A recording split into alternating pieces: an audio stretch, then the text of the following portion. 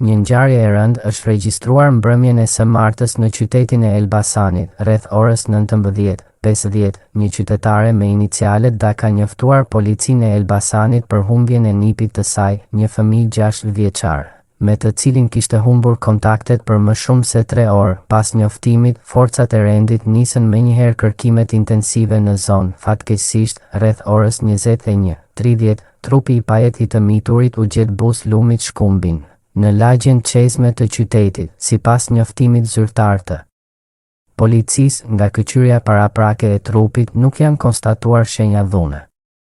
Dyshohet se fëmia është mbytur aksidentalisht. Materialet procedurale janë referuar tashmë prokurorisë së Elbasanit për hetime të mëtejshme dhe vlerësim ligjor. Ngjarja ka shkaktuar tronditje dhe dhimbje në komunitetin lokal, ndërsa autoritetet u bëjnë thirrje qytetarëve për kujdes të shtuar, sidomos kur bëhet fjalë për fëmijët pranë zonave të rrezikshme si lumenjt apo rrugët pa mbrojtje.